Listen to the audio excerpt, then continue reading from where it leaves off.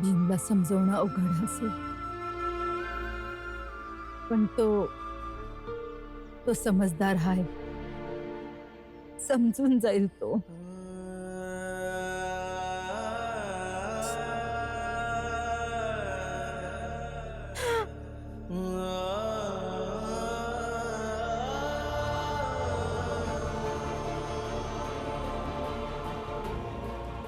मीरा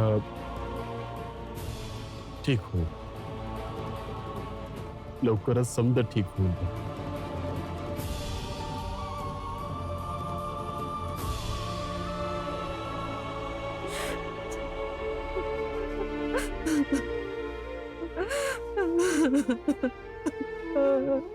मला कळत नाहीये की बाबांनी त्यांचं म्हणणं ऐकलं कसं.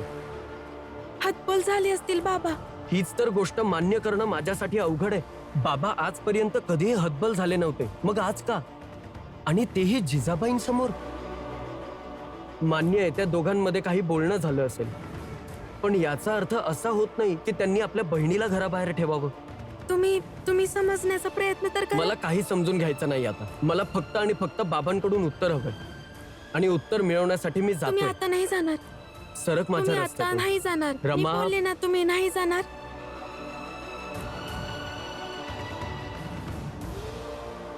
बरं, तुम्ही हे सांगा, तुम्ही केळुसकर गुरुजींसोबत जिथे गेला होता तिथे काय झालं? काय होणार? एका वृत्तपत्राच्या ऑफिसमध्ये नोकरीसाठी गेलो, नोकरी मिळाली. उद्या सकाळी 4 पासून जायचं आहे. मागे असं का सांगताय तुम्ही? जसं तुम्ही पोलीस आणि मी गुन्हेगार. मग आता कसं सांगू? जसं बाकी समध्या गोष्टी सांगता. तुमचा विजय आणि पराभवाची गोष्ट, तुमचा संघर्ष आणि तुमच्या वादाची गोष्ट, आणि जशा तुम्ही तुमच्या तत्वांच्या गोष्टी सांगता तसं सांगा. आणि जर नाही सांगितलं ना, तर तुम्ही बी अशीच उभी राहा आणि मी बी अशीच उभी राहणार.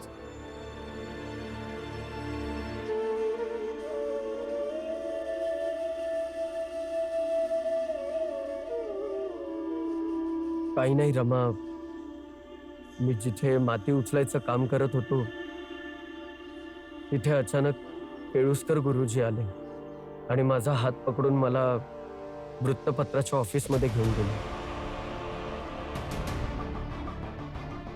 तुला या ऑफिसमध्ये जे काम मिळेल ते असेल, या ऑफिसमध्ये जे वृत्तपत्रांचे गठ्ठे येतील त्यांची विभागणी करायची. किती आले, कुठे गेले, किती विकले गेले, या सगळ्याचा हिशोब ठेवावा लागेल. तू या वर्तमानपत्रातल्या कार्यालयात काम तर कर, परंतु चुकून देखील कोणत्याही वर्तमानपत्राला हात लावायचा नाहीस. ना वाचायचंस, ना ते इतर कुठे घेऊन जायचंस.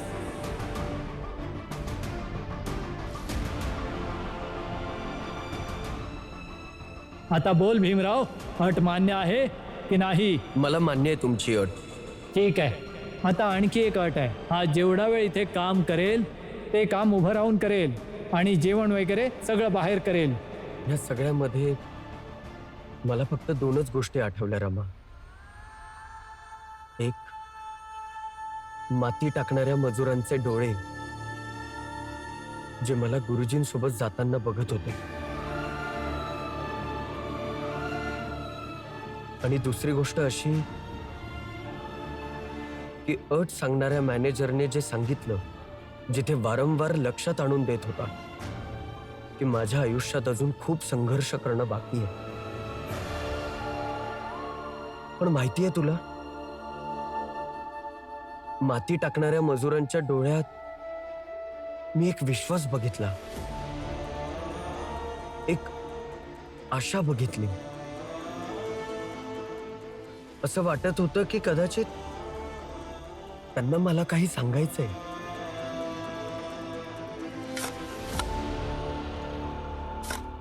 आज भीमरावला गुरुजी जेव्हा सोबत घेऊन गेले तेव्हा असं वाटलं की आपल्या आयुष्यातल्या दलदलीतून बाहेर पडून कोणत्या तरी कोरड्या जमिनीवर जाऊन पोचलेला आहे.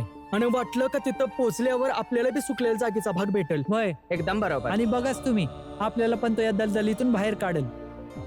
आणि खरं सांगू रमा, तर आशेने भरलेले त्यांचे डोळे बघून मला वाटलं की मी खरोखरच या सगळ्यांसाठी काही करायला हवं. म्हणजे काम त्यांना हवंच आहे, परंतु कोणतंही काम करण्यासाठी त्यांना त्यासाठी पात्र व्हावं लागेल. त्या मॅनेजरच्या अटीमुळे संघर्षाबद्दल काय जाणलं?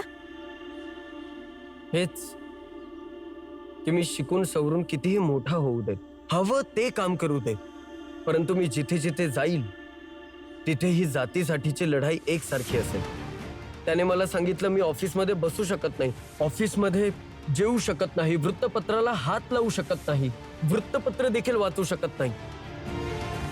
परंतु ही अशी भावना प्रत्येक ठिकाणी आहे रमा, प्रत्येक कानाकोपऱ्यात आहे आणि कानाकोपऱ्यातून काढण्यामध्ये खूप मेहनत लागणार आहे.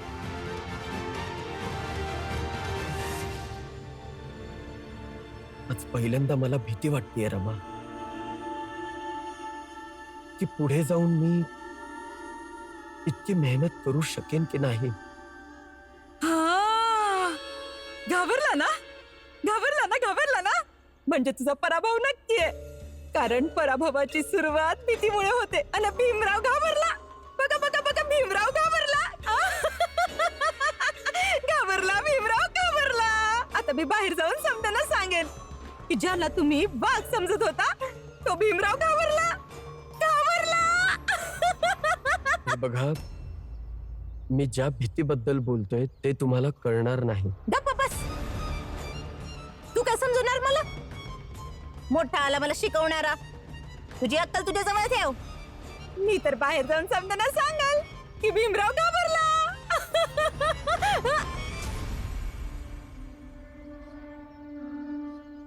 यांचं पूर्ण म्हणणं तर ऐकून घ्या. आणि जर तुम्हाला काही सांगायचं आहे तर पूर्ण ऐकून घ्या. अर्ध का बरं? ए, हात सोड माझा. नाही सोडणार. तुम्ही माझ्या नवऱ्याला भित्रा म्हणाला तर मला नाही आवडणार. रमा, जाऊ दे, सोड त्यांना. नाही, तुम्हाला जे बोलायचं होतं ते बोला तुम्ही. ऐकूनच घेऊया ती याला काय म्हणायचं आहे. नाहीतर ही रमा खरंच नाही सोडणार मला.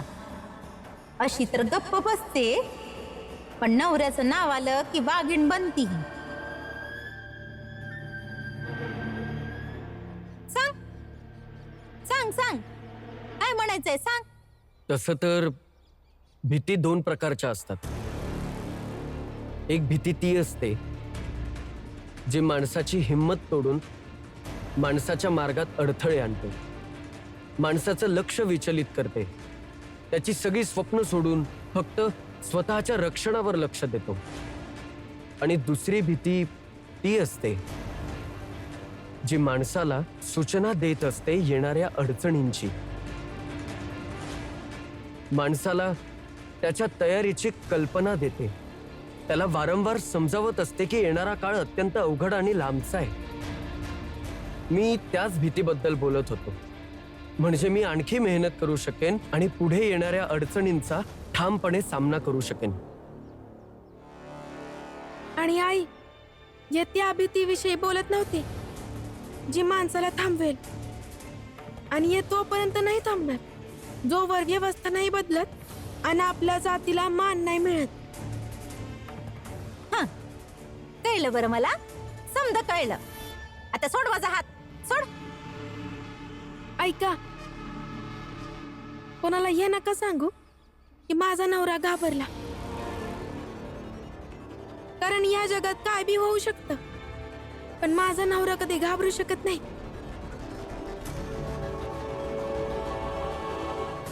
आणि हो, रमा जे बोललीये त्याचं वाईट वाटून घेऊ नका. काय आहे ना, जी बायको तिच्या नवऱ्यावर खूप जास्त प्रेम करते ती नवऱ्याविषयी अशा उलट गोष्टी ऐकू शकत नाही.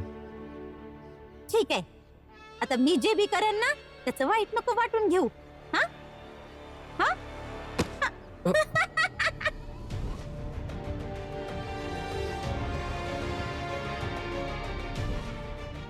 लक्ष नको देऊ रमा, मानसिक संतुलन बिघडलंय त्यांचं.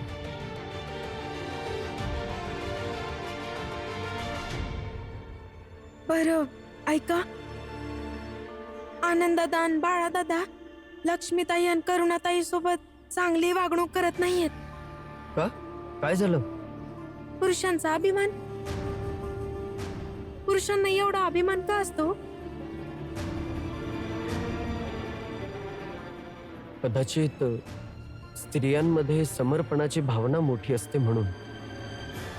स्त्रीने जर चुकीच्या गोष्टींसाठी समर्पण करणं बंद केलं तर पुरुषांचा अभिमान देखील कमी होईल. तू काळजी नको करू, मी बोलतो बाळादादा आनंददादा सोबत. परंतु त्याआधी बाबांसोबतही बोलायला हवं. तुम्ही मगापासून मी तुम्हाला थांबवते आणि फिरून फिरून तुम्ही तिकडेच येता. हे बघ रमा, प्रश्न विचारण्यापासून मला कधी थांबू नकोस, कारण हेच प्रश्न विचारण्याची माझी सवय प्रत्येक संघर्षामध्ये माझ्या मदतीला आली आहे. आणि आज मी बाबांना प्रश्न विचारणार, नक्कीच विचारणार.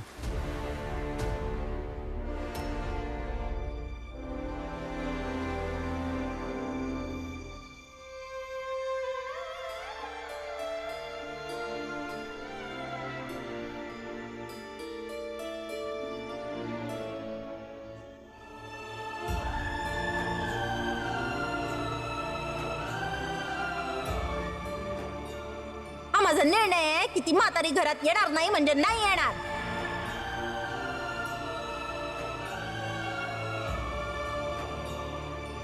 माफ कर मला मीरा, माफ कर तू मला.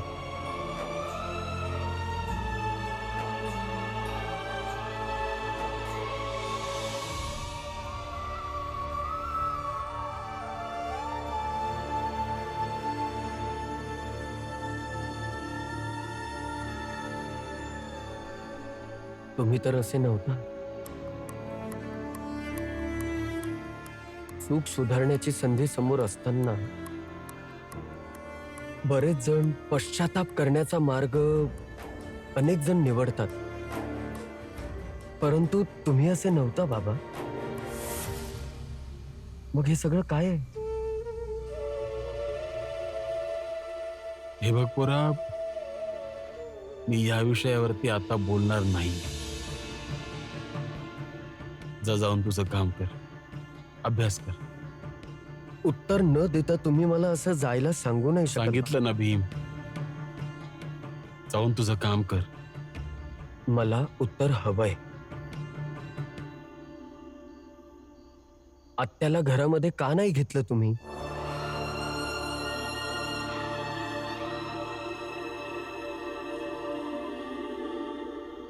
ठीक आहे, देतो मी उत्तर. बस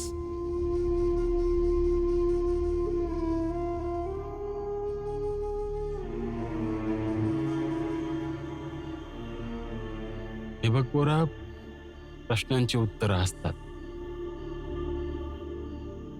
हतबलतेचं काय उत्तर देऊ?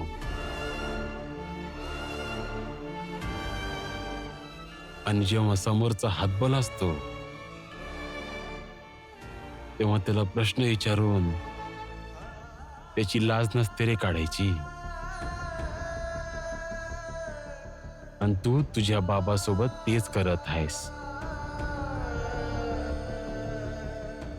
काही गोष्टींना स्वतःच समजून घेतलं पाहिजे आणि काही प्रश्नांची उत्तरं मिळवायचा हट्ट बी सोडला पाहिजे. आणि ते तवा होईल जेव्हा समोरच्यावरती विश्वास असेल. हे बघ पोरा, तुझा बाप आता फार मजबूर झालाय. त्याच्या मजबुरीला समज.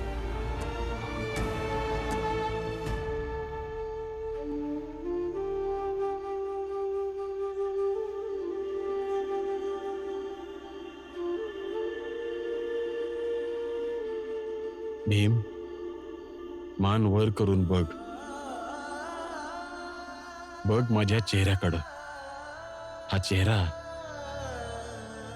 आनंदी नाहीये, हातबलतेचा चेहरा आहे. आणि या चेहऱ्याला कायम लक्षात ठेव. लक्षात ठेव यासाठी की आयुष्यात कोणी इतका मजबूर असेल तर त्याला प्रश्न नाही विचारले पाहिजे. शक्य असेल तर त्याच्या शांततेवर विश्वास ठेवायला हवा,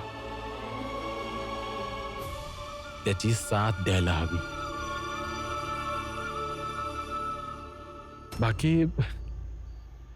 बाकी मी तुला काय सांगू, तू स्वतः समजदार आहेस.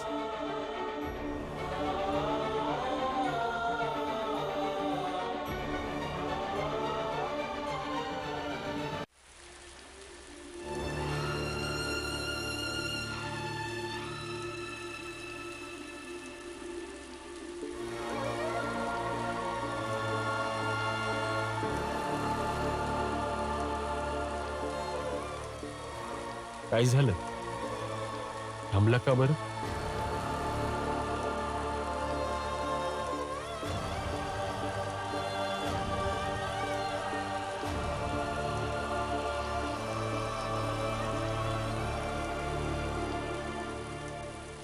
धन्यवाद बाबा.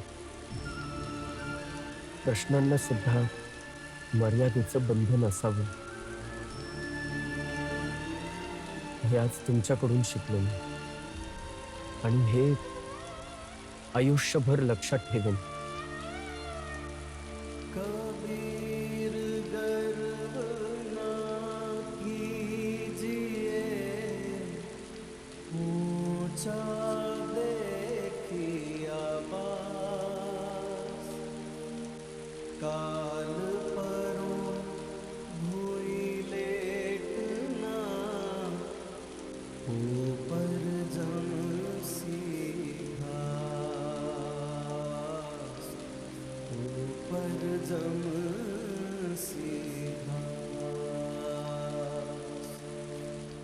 आत्या, आपण घराच्या आत राहू नाहीतर घराच्या बाहेर, पण राहू तर कायम एकमेकांसोबतच ना.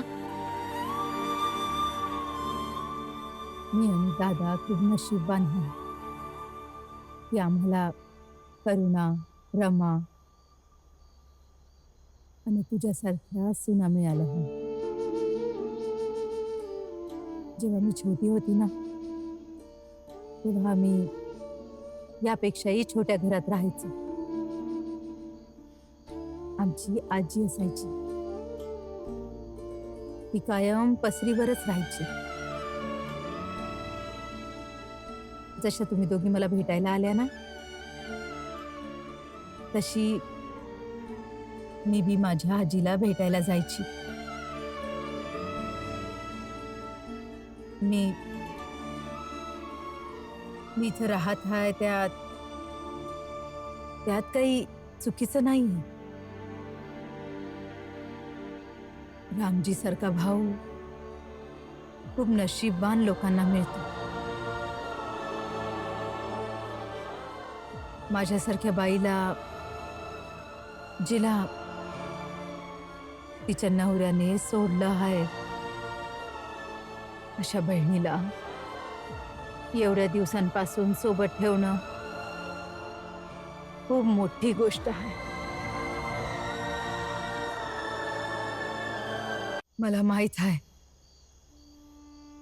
दादा माझ्यासाठी कधी बी वाईट विचार नाही करणार. मला दादावर पूर्ण विश्वास आहे. आणि जिथं विश्वास असतो ना, तिथे प्रश्न नसतात. हो,